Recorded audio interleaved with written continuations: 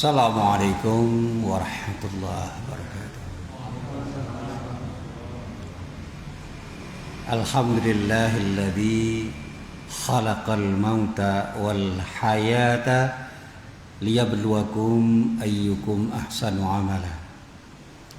Asyhadu an la ilaha illallah wahdahu la syarikalah wa asyhadu anna Muhammadan abduhu wa rasuluh.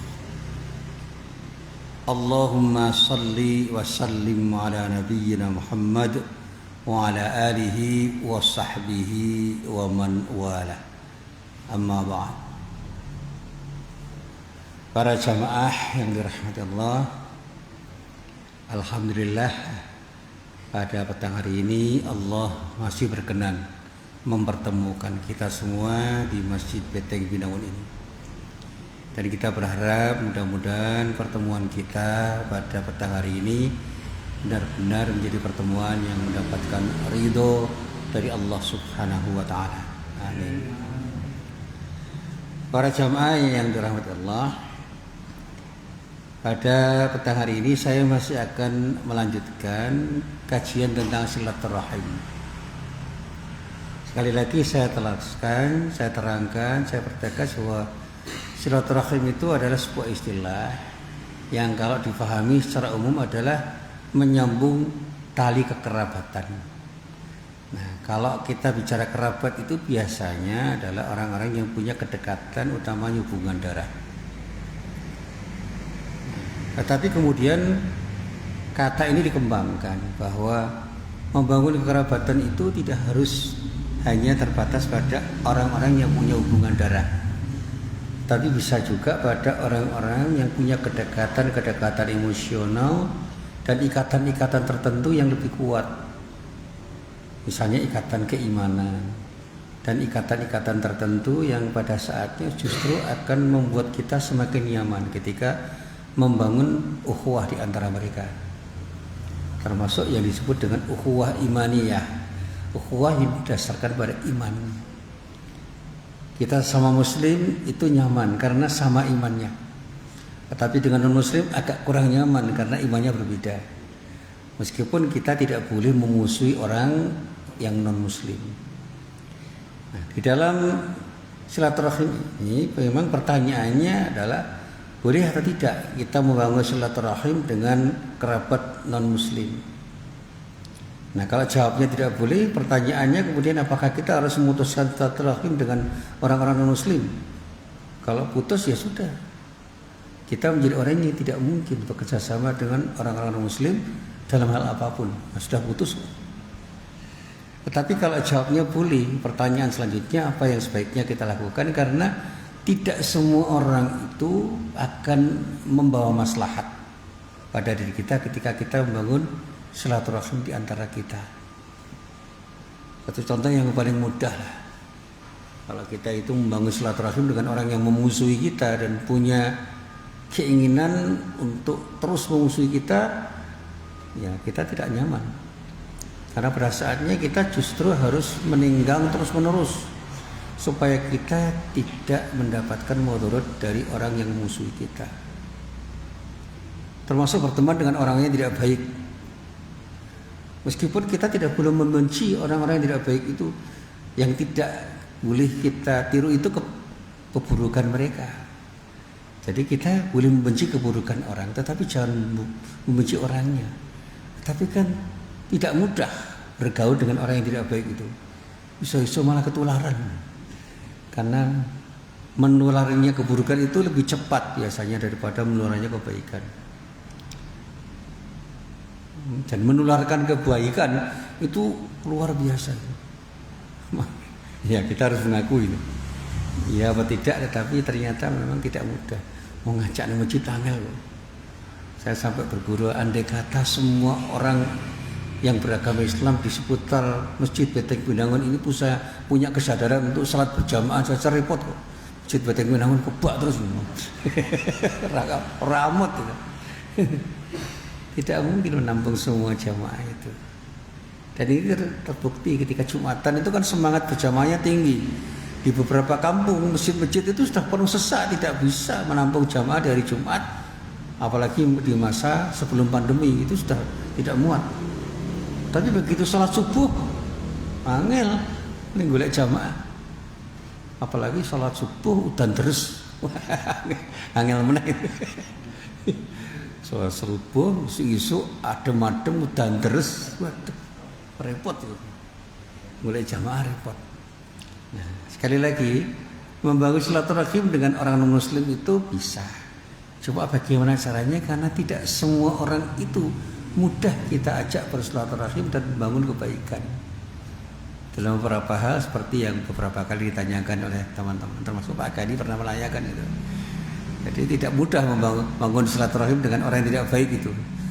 Rusui kadang-kadang, merepotkan. Nek arti buang gimana emang, nek dioperi terus kesel. Ngoperi wong elek ini kesel. Ini nek dioperi usahake.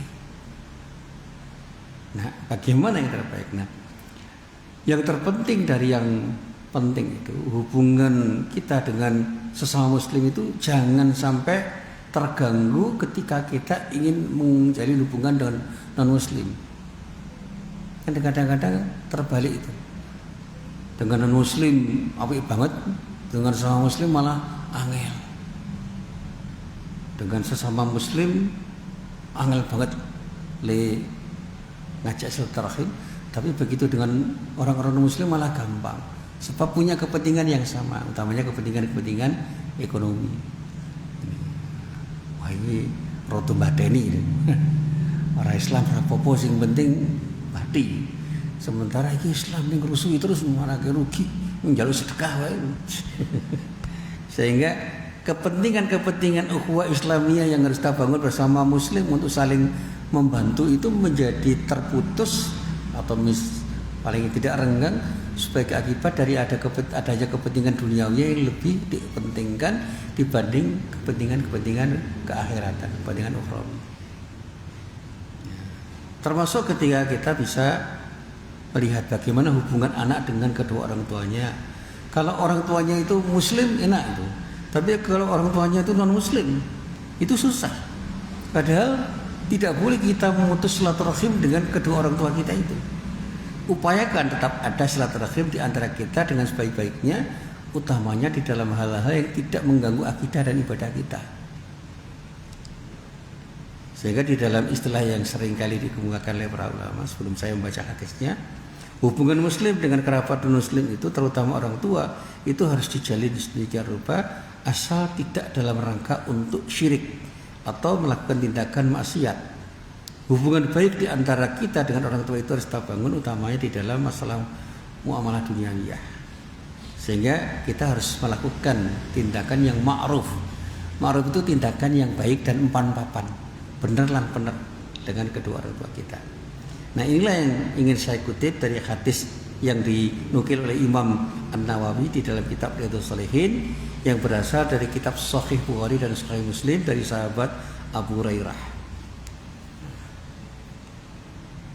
Di dalam kaitannya dengan ini itu ada cerita tentang Asma. Nah, gitu. Cerita tentang Asma itu. Di dalam kitab Riyadhus Shalihin itu dikutip langsung wa an Asma'a binti Abi Bakrin As-Siddiq radhiyallahu anhuma. Jadi ada sebuah hadis yang menceritakan tentang bagaimana Asma, anak perempuannya Abu Bakar Siddiq itu bercerita. Dan hadis itu menjadi sesuatu yang diceritakan banyak sahabat yang lain karena itu menyangkut anaknya Abu Bakar, tokoh sentral di dalam perjuangan dakwah Rasulullah yang banyak dikenal oleh sahabat yang lain. Sehingga cerita ini tidak hanya dari Asma saja tetapi dari sahabat yang lain. Tetapi Imam An-Nawawi langsung mengutip dari Asma binti Abu Bakar. Wa an Asma binti Abi Bakrin As-Siddiq radhiyallahu anhuma, dari Asma binti itu anak perempuan Abu Bakar As-Siddiq radhiyallahu anhuma, semoga Allah ridha kepada keduanya, artinya kepada Asma putrinya Abu Bakar dan juga ridho kepada Abu Bakar Siddiq. Qalat, yaitu mengatakan begini, khatimat alayya ummi wa hiya musyrikatun fi ahdi Rasulillah sallallahu alaihi wasallam. Suatu saat pada masa Rasulullah sallallahu alaihi wasallam, ibuku, jadi ibunya Asma, yang waktu itu masih musyrik itu datang untuk menemui Asma. Padahal dia masih dalam keadaan musyrik. Fastaftaitu Rasulullah sallallahu alaihi wasallam. Nah, karena kedatangannya itu saya minta nasihat, minta fatwa, minta pendapat Rasulullah Nabi Muhammad sallallahu alaihi wasallam. Qultu, saya katakan, qadimat alayya ummi wa hiya raghbatun. Afa asilur ummi? Ya Rasulullah, ibuku itu datang padaku dan dia itu datang hanya untuk membangun persahabatan denganku, artinya dalam rangka untuk menjalin hubungan baik denganku.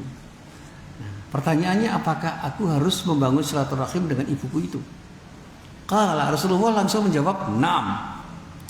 Naam itu jawaban tegas dalam bahasa Jawa. Naam, yo, titik. Artinya iya. Kalau dalam bahasa Inggris yes, pokoknya yes. Naam, itu ungkapan yang tegas yang menunjukkan jawaban tanpa keraguan. Naam, ya, titik.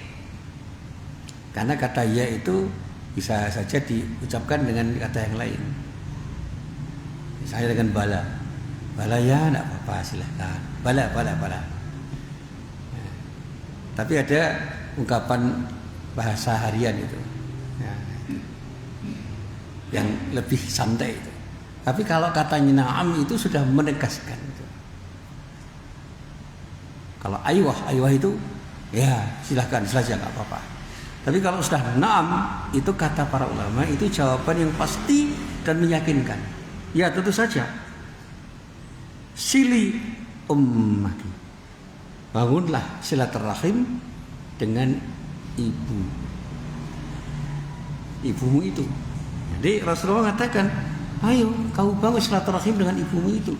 Nah, ini adalah ketegasan dari Rasulullah yang isinya itu perintah untuk selalu membangun hubungan kekerabatan dengan ibu. Nah, termasuk di dalamnya dengan ayah. Ayah ibu itu keduanya harus selalu dekat pada kita, sehingga meskipun berbeda agama kita tidak boleh memutuskan hubungan dengan keduanya karena perbedaan agama itu. Karena ini terkait dengan persoalan muamalah duniawiyah. Bahkan di dalam kitab Al-Mawsu' Al-Fiqhiyah, kalau Al-Mawsu' Al-Fiqhiyah itu artinya ensiklopedi fikih yang ditulis oleh para ulama, yang ini diterbitkan sekarang itu oleh perpustakaan Al-Azhar itu di Kairo. Itu ada pada juz 8 halaman 322 dijelaskan salah satu kewajiban seorang muslim adalah berbakti pada kedua orang tua, birrul walidain. Walaupun dia itu fasik itu melakukan dosa besar, dosa-dosa yang disengaja, padahal dia sadar bahwa itu perbuatan dosa, itu tetap harus kita bangun silaturahim dengan berbakti pada kedua orang tua itu, atau bahkan kafir. Meskipun orang tua kita itu kafir, kita tetap harus berbuat baik pada keduanya dan wajib taat pada mereka selain perkara maksiat pada Allah. Kalau terkait dengan persoalan muamalah duniawiyah dan perkara-perkara yang terkait dengan ketaatan kita pada Allah, ayo kita taat. Tetapi kalau diajak maksiat, ojo gelem. Ini seperti taat pada pemimpin itu. Taat pada pemimpin itu wajib selama pemimpin itu mengajak kita untuk berbuat baik atau taat kepada Allah dan Rasulnya. Tetapi kalau ngajak maksiat, ya ojo, jangan.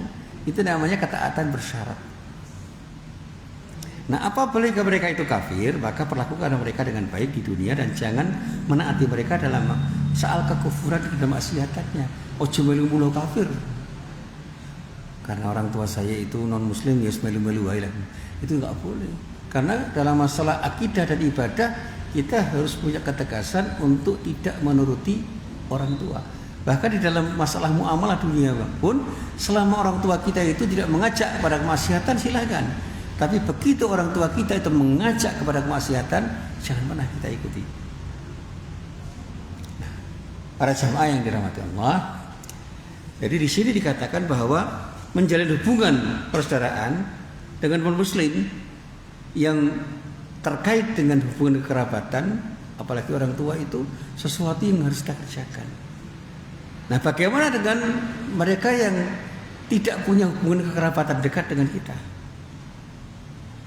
ternyata para ulama mengatakan prinsipnya mubah. Kalau dalam bahasa ini namanya jaiz. Itu oleh-oleh wae.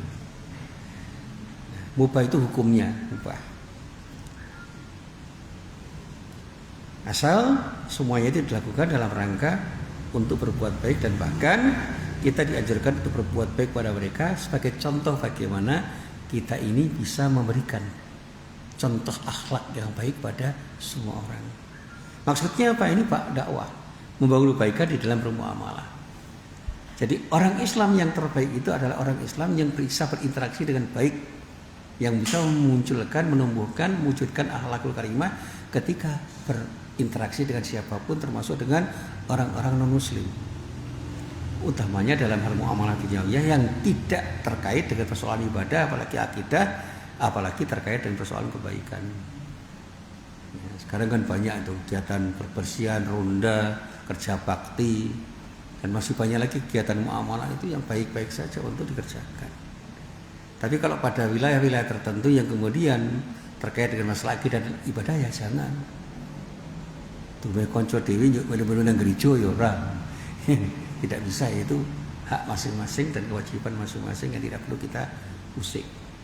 Termasuk di dalamnya ketika kita itu diminta untuk membantu untuk melakukan sesuatu yang tidak dihalalkan, ya jangan. Saya pernah memberi contoh. Saya itu punya tetangga orang Batak. Orang Batak Toba dia. Waktu itu dia itu senengnya itu masak tongseng babi. Nah, saya ditemui, Pak Musin punya alat penggorengan enggak? Goreng apa? Penggorengan yang itu wajan namanya. Ya punya, untuk apa? Ini saya mau masak tongseng. Tongseng apa? Tongseng babi. Oh enggak bisa. Oh, saya bilang, kok begitu? Nanti saya cuci. Oh enggak bisa. Ini babi itu bagi muslim haram. Kalau mau pakai itu silahkan pakai, enggak usah dikembalikan. Tak tuku meneh. Oh gitu? Iya, ini prinsip. Enggak bisa. Gitu ya? Orang Islam kalau gitu ekstrim. Wah, kalau sekarang radikal. Ini bukan soal radikal atau ekstrim, ini prinsip. Kalau diajak mangan babi, diamboni babi, ya bukan. Rapopo tak masak babi, tak kumbai, tak cuci, tak asai. Bukan. Makanya ketika dia itu memberi makanan pada saya itu roti, Om Sid, ini roti halal. Oh, kok ngerti? Ngerti, ini saya beli di warungnya orang Islam. Wah, itu. Insya Allah halal, malah insya Allah bareng. Saya katakan, ya sudah, saya terima. Langsung bilang alhamdulillah. Alhamdulillah. Orang Kristen, alhamdulillah, ya enggak apa-apa. Alhamdulillah, ya. Mestinya kan mereka mengatakan puji Tuhan. Alhamdulillah, betul-betul gitu. Ya enggak apa-apa. Dan sampai saat di mana dia pindah itu ya tidak ada masalah. Karena apa?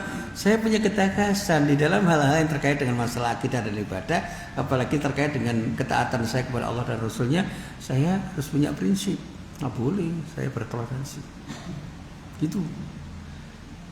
Tapi kalau hal-hal yang bersifat muamalah yang tidak menyangkut ketaatan saya kepada Allah dan Rasulnya, monggo.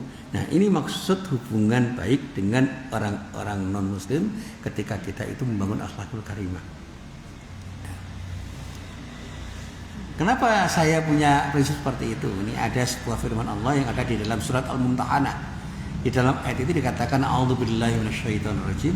La yanhaakumullahu 'anil ladzina lam yuqatilukum fid dini wa lam yukhrijukum min diyarikum an tabarruhum wa tuqsitu ilaihim.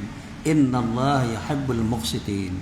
Allah tidak melarang kamu untuk berbuat baik dan berbuat adil terhadap orang-orang yang tidak memerangimu karena agama dan tidak pula mengusirmu dari negerimu. Sesungguhnya Allah menyukai orang-orang yang berlaku adil. Di sini tidak dikatakan al-adilun tetapi al-muqsitin. Al-muqsit itu orang-orang yang berbuat adil secara proporsional terkait dengan ruang dan waktu yang berbeda-beda. Itu al-muqsit. Adil itu sikap umumnya. Nah, orangnya disebut al-adil. Itu adalah orang-orang yang betul-betul punya sikap yang tepat. Sehingga sifatnya melekat. Tapi kalau al-muqsit itu orang-orang yang menyikapi sesuatu secara proporsional terkait dengan ruang dan waktu yang berbeda-beda. Selalu umpan papan, temoto neng di papan, karena apa? Dia tahu bagaimana berbuat sesuatu yang tepat di ruang dan waktu yang berbeda-beda. nek ngene nggo kono, nek ngono nggo kene. Itu artinya apa? Pertimbangan yang sifatnya temporer. Sehingga disebut innallaha yuhibbul muqsitin. Sesungguhnya Allah menyukai orang-orang yang disebut al-muqsitin, orang-orang yang muksid. Qistun itu adalah sikap tengah yang pada saatnya selalu bisa dianggap sebagai sesuatu yang tepat oleh dirinya maupun orang lain ketika kita berinteraksi dengan siapapun. Dan ini tidak mudah. Awake dhewe bati, wong liya bati, awake dhewe ora rugi, wong liya ora rugi. Ini kan sikap tengah. Ini yang namanya al-qistu. Orang namanya al-muqsid, jamaknya al-muqsidun. Saya ceritakan sedikit ini, saya pernah diminta oleh orang untuk mengantarkan teman saya itu ijab qabul di gereja. Karena dia itu orang muslim, dapat orang Katolik, wailah-wailah. Pokoknya aku gelem tok rabeni ning ijabe kudu ning gereja. Pokoknya siapa cara apa? Ya cara agamaku.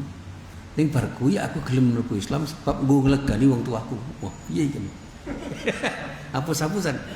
Aku ijabono ning gereja ben wong tuaku lega, ning bar kuwi aku mlebu Islam. Nah, saya diberitahu itu, aduh. Piye ya? Nah, aku nek bareng ketok ijabi kuwi, tok ijab nera. Anu mesti tak ijabi meneng-meneng cara Islam.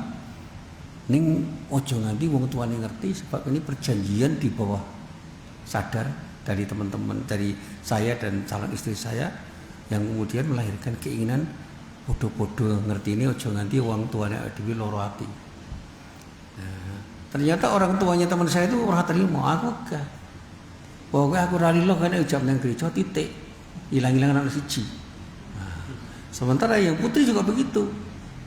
Orang tuanya mengatakan orang lilo nih anakku diijabi nih jabal gereja. Nah, kan angel banget itu. Waduh. Akhirnya wis kene mbangane aku mungsuhan karo wong tuamu. Aku ora teko wae. Ning tanggung jawabmu dhewe. Wis tak niati aku. Pokoke nang atiku krana Gusti Allah. Karep punya aku ora melu. Aku nek melu engko iso padu wong tuamu aku. Oh ya. Saya udah nikah waktu itu. Wis karepmu, iki tanggung jawabmu dhewe. Dan ternyata betul. Mangkat dhewe tanpa diterkira keluargane dijabe ning gereja. Pada gereja beberapa hari kemudian di Goa Bali. Di Goa Bali meneng-meneng dijabke karo ustaz itu nganggo cara Islam. Ning nek umpamane didaftarke nang KUA kon dingerteni wong. Dadi nikah siri cara Islam, nikah negara cara Katolik. Wong iki pripun-pripun iki. Ning ngadili kan cara angel. Iki piye carane? Ya angel iki aku. Ini ngukumi angel iki. Aku piye? Aku nek nang KUA dingerteni. Engko bojoku ora penak karo wargane ini bojoku Islam, mlebu Islam ning meneng-meneng. Ora kena disiarke. Malah kon ngajari ngaji, kon ngajari salat bareng. Ning risikone engko nek bali nang omahe para tuamu karepmu lho. Oh tak niati kan. Wis iki bismillah iki, niati dakwah. Wah, dakwah wis karepmu ya angel iki. Ya, ternyata memang ya sikap saya tepat. Saya tidak digugat oleh orang tuanya dan tidak bertanggung jawab. Ternyata tidak mudah, Pak. Ketika sudah punya anak bali meneh aku ngene wae sing biyen nyang-nyangan. Akhirnya apa? Teman saya itu meninggal. Ngrasake bededek to karo wong tuane disepatani disalah-salahke karo wong tuane kono. Darani ngapusi sebab nggowo anake ning agamane sing liya. Akhirnya malah sing putri bali dengan wong tuane rawani nglarake wong tuane mlebu agama sing biyen meneh. Nih, sementara teman saya ngenes. Karena apa? Harus mengejar orang tua, akhirnya meninggal serangan jantung. Nah ini kan husnul khotimah apa su'ul khotimah kan nggak ngerti saya. Doa saya ya baik-baik saja, muka-muka husnul khotimah. Karena teman saya masih muslim. Karena apa? Bertahan itu tidak mudah. Anaknya satu perempuan, kan saya gitu tidak melu bapaknya melu mbokne. Angel. Mengubah keyakinan kan tidak mudah. Jadi membangun silaturahim yang terkait dengan akidah itu tidak mudah. Karena apa? Mengubah akidah orang itu tidak mudah. Makanya kita hati-hati. silakan kita bermuamalah duniawinya dengan baik, tapi dalam masalah akidah dan ibadah dewe-dewe.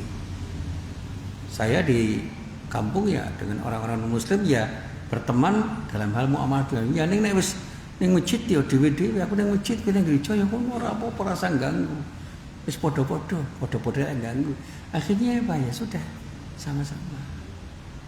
Hanya ketika maaf gitu ada seorang anak dari masjid mau menikah dengan orang non muslim, saya katakan hati-hati. Tidak mudah mengubah orang non muslim jadi muslim, itu persoalannya akidah. Dan soal akidah itu proses perubahannya itu tidak semudah membalik tangan. Angel, nek ngelamis wah ra kuat. Iki anu Mas, manut aku Mas Musin. Ya manut saiki iso ngaruan lho. Berisiko itu. Wah aku tak niat tidak wah ya monggo niku tanggung jawab apa. Aku ora iso nglarang ning abot. Sebab apa? Ini persoalan yang penting. Wis apa-apa ping beda agama aku saling mencintai atas nama cinta. Waduh, wah cinta itu ya diatur lah. Cintane dhewe karo Gusti Allah ki luwih apik mangane cintane dhewe karo menungso. Artinya kita harus bisa memilah di dalam bangun cinta itu. Tresnane dhewe marang Gusti Allah ki luwih penting tinimbang tresnane dhewe marang apa lan sapa wae.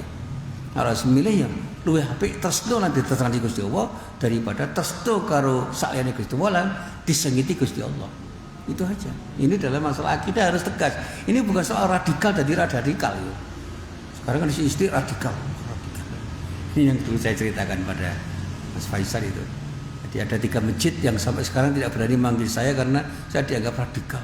Radikal. Aku bikin radikal opo anu. Ora takoke Pak Yusuf ora mboten radikal. Nah kalau sudah masalah akidah kan enggak bisa ditawar-tawar. Monggo yo ngene iki aku Islam ngene iki aku nek kon melu kowe ngono yo oke. Yo ra cetha. Abu-abu itu mekah. Wis saiki aku Islam kowe ra Islam ora apa-apa ning aja maksa-maksa. Aku nek kon melu ning gereja yo oke. Ning aku ora tau ngajak kowe ning masjid kono wis dhewe-dhewe. Itu penak padha penake. Ini bahasa radikal termasuk ketika salah seorang saudara saya itu mau menikah dengan orang non muslim, saya katakan hati-hati. Tak parahnya ngomongnya tak nasihati, akhirnya gagal. Saya dianggap penghambat. Gara-gara Pak Musin, waktu aku ora setuju. Penghambat cinta. Tapi sekarang dapat orang muslim yang lebih baik, terus malah matur nuwun diundang pas ngijabi kalau kari pengajian tausiah. Pak jenengan kan kayak tausiah, ngene sapa iki Pak kae? Wong yen kae nesu araku ya anake. Mboten sakniki pun mboten nesu. Entuk wong lanang sing luwih apik. Dulu mau mendapat orang Hindu dari Bali laki-laki. Ning wong Hindune gelem mlebu Islam, ning ping lamis. Sapa apa? Ijab Islam ora apa-apa ning aku ora iso metus ko Hindu, sebab aku metus ko Hindu warisanku ilang. Wah, yo aja yo. Gusti Allah dihapusi tok-tok Islam ora iso. Syahadat ya syahadat tenan. Ngapusi wong liya iso, ning ngapusi kok ora iso. Aku tak syahadat ning tok-tok ora iso. Syahadat ya syahadat tenan. Nek wong arti Islam ya Islam tenan diniati orang lamis. Akhirnya gagal. Akhirnya dia dapat orang Islam dan alhamdulillah dia mengerti dan orang tuanya kok nek kowe tetap ngeyel metu saka maki. Bapak Ibu lilo. Bismillahirrahmanirrahim. Bapakmu didik, awakmu tanggung jawab marang Gusti Allah. Nek kowe ra manut metu saka maki. Rabiyo dhewe. Rasa mlebu omah iki tak agep ilang. Nangis percaya. Ibu tega, bapak tega, ternyata dianggap provokator Pak Musin. Pak Musin itu provokator, bisa memutuskan cinta seseorang. Kejem banget. Bukan untuk itu mengarahkan yang baik. Akhirnya sekarang dia malah terima kasih. Pak Pak Musin. Yang jenengan riyen mboten tegas, kula mbok menawa mboten kaya sakniki. Ya, dulu kan emosional atas nama cinta. Ya panganan cintaku yang Gusti Allah ki luwih penting tinimbangane sapa wae. Nah, ayo kita teruskan. Nah, sekarang karena kita membangun silaturahim dengan orang tua, boleh enggak kita mendoakan orang tua kita yang non muslim? Nah, Islam itu kan agama yang penuh dengan tasamuh, toleran. Membolehkan kita orang Islam itu berinteraksi dan membangun silaturahim dengan orang tua kita yang non muslim. Tetapi di dalam hal doa itu harus pilih. mendoakan orang tua akan mendapatkan hidayah dari Allah boleh. Doakan orang tua kita akan mendapat hidayah supaya mereka masuk Islam. Yang kedua, doakan untuk urusan muamalah duniawiyah, tetapi untuk urusan akidah dan ibadah jangan. Orang tua sudah meninggal dalam keadaan bukan muslim, yaitu sudah terputus antara kita dengan dia, dengan doa kita. Akhirnya apa? Kita tidak bisa memohonkan ampun kepada Allah karena persoalan akidah. Dan di dalam masalah ibadah juga tidak bisa. Awak dhewe melu wong tuane nang gereja, ndongake wong tuane nang gereja, ku nek wong tuane salat diajak nang masjid melu ndongake nang masjid ora harus dhewe-dhewe. Artinya apa? Kita harus tega. Biarkan orang tua kita ke gereja karena agamanya non muslim, Kristiani, baik Katolik maupun Kristen, silakan, itu hak mereka. Tapi kita tetap ada di masjid, merasa ngajak. Doakan mereka dapat hidayah, dan dalam urusan muamalah duniawiyah, mari kita bangun hubungan yang terbaik dengan orang tua kita. Itu harus kita pilih. Sehingga mendoakan orang tua itu doa kita agar orang tua kita mendapat hidayah, dan doa-doa yang terkait dengan hubungan kita di dalam muamalah duniawiyah saja. Itu insya Allah tidak ada masalah. Sehingga Imam Nawawi ini menulis di dalam kitab syarah namanya Majmu' al-Majmu' juz 5 halaman 120 dinyatakan begini: mendoakan orang kafir akan diampuni oleh Allah itu hukumnya haram. Jadi doa bersama itu bermasalah. Doa bersama itu bermasalah. Ini saya kita jadi tren, jadi model. Dan dalil Al-Qur'annya serta ijma' ulama itu jelas menurut Imam Nawawi. Nah, sementara mendoakan agar orang-orang non-muslim mendapat hidayah dan masuk Islam itu dianjurkan oleh Islam. Karena apa? Kita punya kewajiban berdakwah. Nah, tapi ketika kita ingin mendoakan agar mendapatkan manfaatan duniawi dalam hal yang bersifat duniawiyah seperti dalam soal rezeki dan yang lain-lain, itu silakan. Tapi harus bisa dipilah agar kita tidak masuk dalam wilayah yang tidak semestinya kita masuk. Nah, termasuk di dalamnya ketika kita itu berjumpa dengan orang-orang non-muslim, itu kita harus memilah. Orang kafir itu bisa dipilah menjadi dua pilihan. Kafir yang memusuhi itu namanya kafir harbi, yang tidak memusuhi namanya dhimmi, dan dhimmi itu pun dibagi-bagi itu. Jadi kalau kita sudah berjumpa dengan orang-orang kafir yang menjadi musuh kita dan mengancam kita, itu hati-hati. Kita jangan mudah bergaul dengan mereka karena berbahaya. Tapi bagi orang kafir yang tidak memusuhi, orang kafir dhimmi tidak ada masalah. Bagi kafir musta'man, kafir mu'ahad, orang-orang yang mengikat janji dengan kita dan orang-orang yang minta perlindungan kita, apalagi mereka yang bersahabat dengan kita, itu tidak ada masalah. Sehingga dibolehkan kita mendoakan orang muslim untuk urusan muamalah duniawiyah yang tidak terkait dengan urusan akidah dan ibadah, agar mereka itu tetap bisa menjadi hubungan baik dengan diri kita. Nah, dan inilah yang diingatkan oleh Allah di dalam surat At-Taubah ayat 113. Maka nari nabi walladzina amanu ayyastaghfiru lil musyrikina walau kanu uli qurba min ba'di ma tabayyana lahum annahum ashabul jahim. Tidak sepantasnya bagi Nabi dan orang-orang yang beriman memintakan ampun kepada Allah bagi orang-orang musyrik. Walaupun orang-orang musyrik itu kerabatnya sendiri sudah jelas bagi mereka bahwa orang musyrik itu adalah orang-orang yang akan menjadi calon penghuni neraka jahanam. Nah, kita musyrik ya sudah, mau apa? Dan ini yang dijelaskan oleh Ibnu Arabi di dalam kitab Ahkamul Quran. Jadi ada nama Ibnu Arabi itu dua. Ibnu Arabi yang ahli tasawuf dan Ibnu Arabi yang ahli tafsir. Nabi Ibnu Arabi yang ahli tafsir itu di dalam bahasa Arab disebut Ibnul Arabi. Ibnu Arabi. Kitabnya namanya Ahkamul Quran, itu ahli tafsir. Nah, Ar-Razi juga ada dua. Ar-Razi itu ada Fakhruddin Ar-Razi, ada Abu Bakar Ar-Razi. Itu masing-masing berbeda. Kalau Ar-Razi yang pertama itu ahli filsafat. Tapi kalau Ar-Razi yang kedua itu ahli tafsir. Nah, Abu Bakar Ar-Razi itu filosof. Kalau Fakhruddin Ar-Razi itu ahli tafsir. Itu di dalam kitab-kitab sering katakan waqala Ar-Razi. Ar-Razi siapa? Nah, di dalam kitab Ahkamul Quran yang ditulis oleh Ibnu Arabi itu dikatakan Ibnu Abbas itu menyatakan bahwa ada beberapa orang laki-laki dari sahabat Nabi bertanya pada Nabi. Apa pertanyaannya? Sahabat Nabi itu bertanya pada Nabi, "Ya Rasulullah, sebagian dari ayah-ayah kami adalah orang-orang yang baik pada tetangga dan menyambung silaturahim. Apakah kami tidak boleh memohonkan ampun pada mereka?" Nah, sebagai jawaban turun surat At-Taubah yang mensyaratkan kalau orang-orang tua Anda itu orang-orang kafir dan apalagi musyrik, ya sudah. Tidak usah kita berdoakan untuk mendapatkan maghfirah, karena apa? Di antara mereka dengan Allah sudah terputus kemungkinan untuk mendapatkan maghfirah. Sehingga kita sebagai anaknya sudah tidak mungkin berdoakan lagi ketika mereka sudah meninggal. Ini para ulama mengatakan seperti itu. Meskipun kita ini kadang-kadang yaman-yaman, tapi apa boleh buat? Sampai detik terakhir ketika orang tua kita yang belum Islam itu tidak mau bersyahadat, ya sudah, apa boleh buat? Dan Rasulullah pernah menangisi Abu Thalib yang kata para ahli tafsir sampai detik terakhir belum pernah secara verbal mengucapkan syahadat.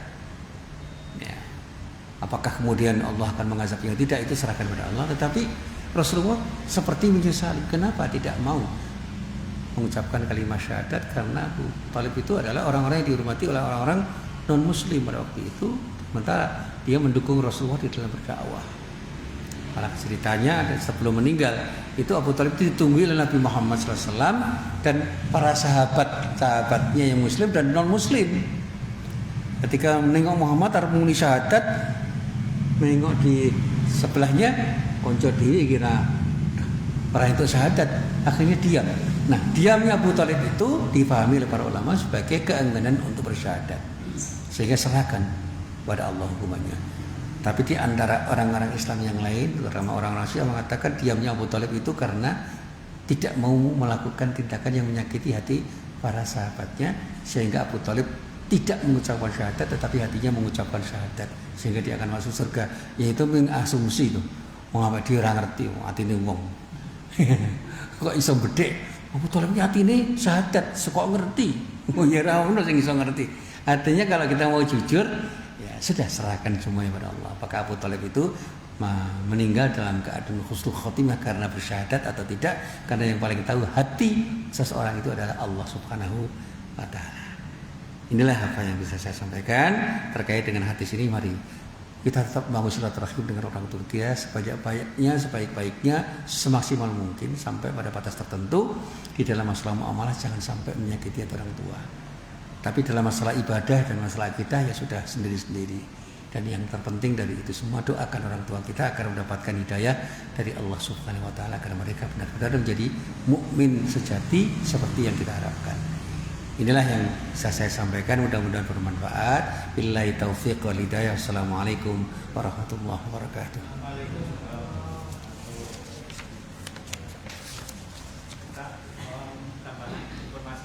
Monggo. Assalamualaikum warahmatullahi wabarakatuh. Waalaikumsalam.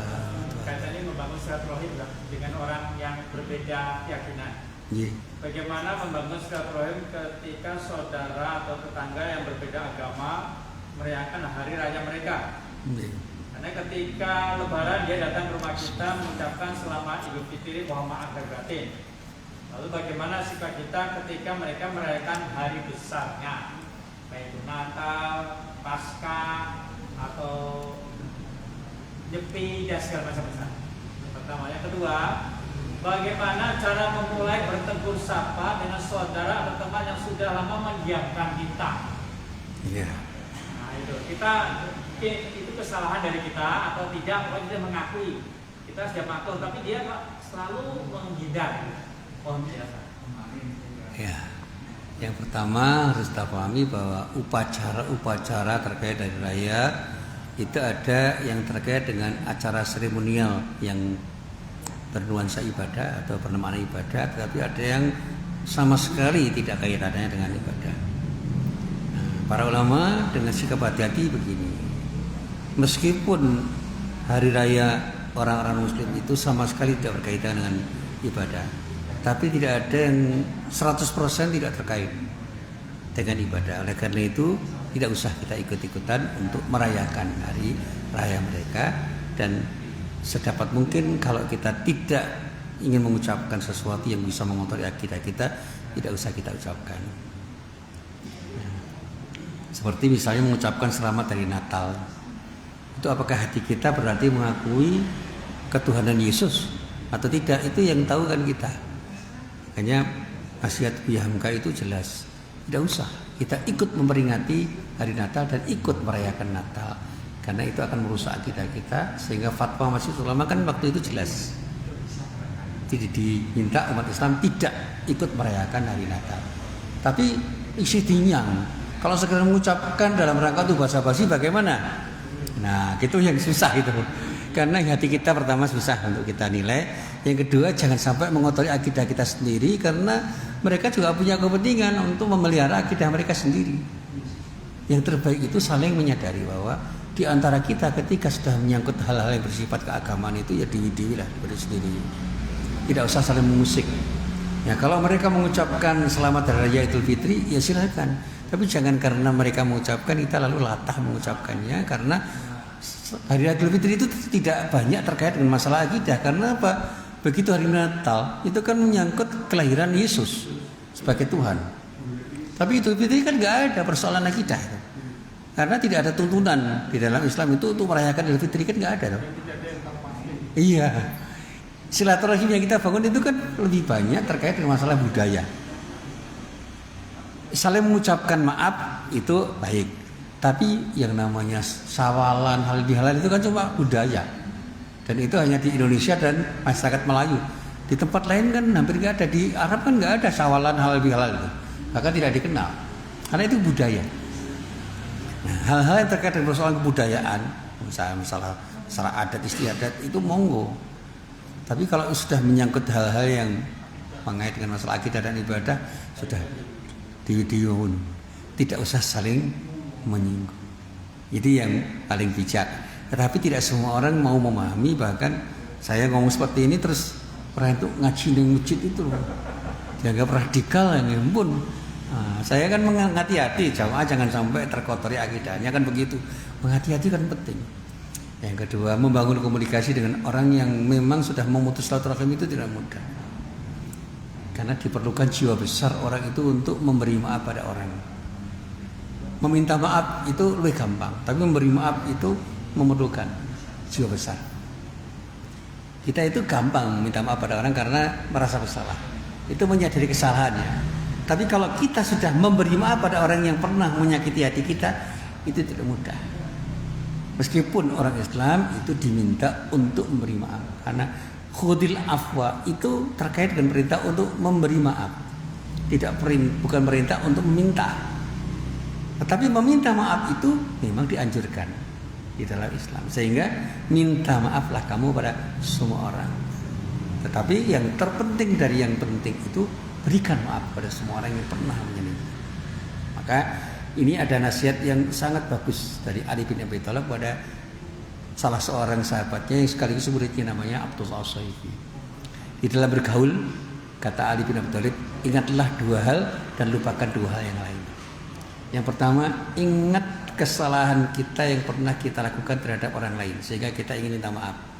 Yang kedua, ingat kebaikan orang lain pada diri kita sehingga kita mengucapkan terima kasih. Eling-elingo marang salahmu marang wong liya, dan eling-elingo apa apike wong marang awake dhewe. Itu yang kemudian enak. Yang kedua, lupakan kebaikan kita kepada orang lain sehingga kita tidak perlu mengungkit-ungkit kebaikan yang pernah kita lakukan kepada orang lain. Yang terakhir yang tidak mudah, lupakan kesalahan apapun yang pernah dilakukan oleh orang lain terhadapmu sehingga tidak ada kebencian apalagi dendam kita pada semua orang. Nah, itu perlu jiwa besar. Dan itu yang telah dicontohkan oleh Rasulullah Nabi Muhammad SAW untuk memaafkan semua orang yang bersalah dengannya. Bahkan Rasulullah itu selalu memohonkan ampun kepada orang-orang yang pernah berbuat salah kepada beliau. Nah, ini sikap mukmin yang baik. Ini akhlakul karimah. Nah, ini yang namanya ihsan. Ihsan itu puncak kebaikan yang ketika kita lakukan, ibadah pun itu kita lakukan karena cinta kita pada Allah, dan pada saat kita bermuamalah kita lakukan karena cinta kita kebaikan, sehingga kita akan memberikan yang terbaik pada siapapun, seperti ketika kita menginginkan diri kita itu punya sesuatu yang terbaik dari diri kita dan orang lain. Nah, diberikan kepingin sing paling apik. Nah, berikan yang terbaik kepada orang lain. Ilustrasinya nek awake dhewe iki duwe rong piring sego ono lawuhe, ada 2 piring nasi, ada lauknya, yang satu tempe, yang satu sate. Ketika ada orang yang minta sing dikeke sate ini apa tempe ini. Nah, itu pilihan itu. Monggo pun kedapi ingkang pun remeni pundi. Nah, itu susah itu. Ono sing njaluk sate ini, duh sate. Aku pengen sate malah aku sing tuku malah minta tempe. Nah, ini Rasulullah memberi contoh sehingga dicontoh oleh para sahabat yang lain. Termasuk Abu Dzar Al-Ghifari itu pernah melihat ada orang miskin yang rajin sholat di masjid, diundang dijak nang omah dibukake lemari pakaian. Pilihan sing paling apik menurutmu nek pancen apik kabeh gawanan kabeh. Ya, ternyata orang miskin yang rajin sholat itu juga perwira, dia punya ifah. Cuma minta satu, ya Abu Dzar, aku hanya minta satu untuk sholat. Selebihnya saya biarkan untuk kamu pakai karena kamu yang telah berusaha untuk mendapatkannya. Nek sakniki dijak teng omah ya dijupuk kabeh. PN kabeh uga gawe tas kresek. Tapi kalau sahabat waktu itu kan orangnya perwira. Njaluk dikai akeh. Ning butuh siji ya dijupuk siji. Nek saiki dikai akeh ya dijupuk kabeh. Kayak hati kira rempel sekarang. Ya makanya pan-papan. Ya ini membangun komunikasinya itu perlu pelan-pelan Pak, karena yang terpenting adalah bagaimana kita mengesankan bahwa apa yang kita lakukan itu perlu untuk mereka respon dengan baik. Kesankan bahwa diri kita itu betul-betul memberi manfaat dan akan selalu memberi manfaat mereka sehingga mereka butuh untuk berkomunikasi dengan kita selama-lamanya. Nah, ini yang terpenting. Monggo